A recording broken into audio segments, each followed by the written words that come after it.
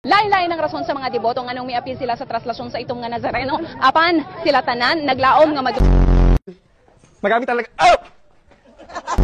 Sinasakyan ng mga magbabarkada, magkakaanak, basa na nga, ika nga. Pero yung normal, hanggang dalawa lang yung pwede. So, kung mag-isa ka lang, dapat nasa dulo ka at naka-face mask pa rin. Pero ika nga, ito na po. Pasukin natin itong kanilang baby's room. Dito raw makikita yung ilan nga sa mga drawing ng kanilang baby, maging ang kanilang mga laruan! Mga laruan! Sa kasalukuyan po, ayon sa Pag-asa, wala po silang namomonitor na sama ng loob o sama ng loob. Huwag po kayong manahimik o magdalawang isip. Kung may alam kayong katiwalian o reklamo, ipaalam ninyo sa sumbungan ng Igan, pasado alas 8 ng tahimik na mag-disperse ang mga ralisa sa San Sebastian. Ngunit matapos ang ilang negosasyon, ito ay matapos na nag-disperse sila.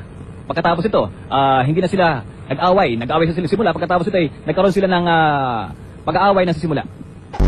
Mang Tani, so hanggang kailan ba tatagal itong mga pag-ulan natin? Matagal-tagal na rin, Mang Tani. May mga naninimaho na ng mga damit. Yes, Josie. Josie tuloy. Yung ating wind map, makikita natin yung tuloy-tuloy na paglakas ng hangin habagat. At ito ay dahil doon sa Bagyong Josie. At hindi lang yung weekend, kundi maaring Lunes hanggang Martes. Mang Tani, sige, maraming salamat sa iyo. Baka kung ano pa matawag mo sa akin, maraming salamat.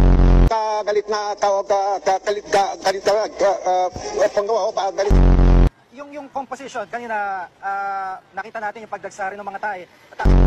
At nakakatuwa nga dito, Chi, kahit dito sa nakikita mo sa aking likuran, kahit hindi na nananawa yung mga tauhan ng simbahan dito, hindi sa physical distancing, yung mga tao na mismo ang tumatayo doon sa mga markings na nakalagay sa labas ng simbahan. At makikita natin na kahit nasa labas sila ng tindahan, nasa labas sila ng simbahan, ay makikita natin na hanggang sa ngayon, natutupad pa rin yung social distancing. At yun na muna ang latest. Kung isla na nabuo ngayong taon.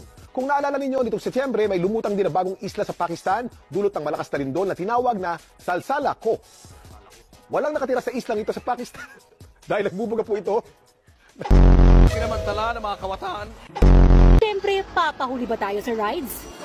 Isa ito sa pinakakinatatakutang rides dito sa Star City, mapabata man o matanda. Dito, halos 3 minuto ka pa iikutin sa ere. Yung kaligtasan, sigurado ka naman dahil sobrang higpit ng handbar. Pero yung tapang ko, hindi ko sigurado kung tatagal ng 3 minuto! Pataas ng pataas ang pag-ikot na tila mahihilo ka. Bakit ka tumila ako?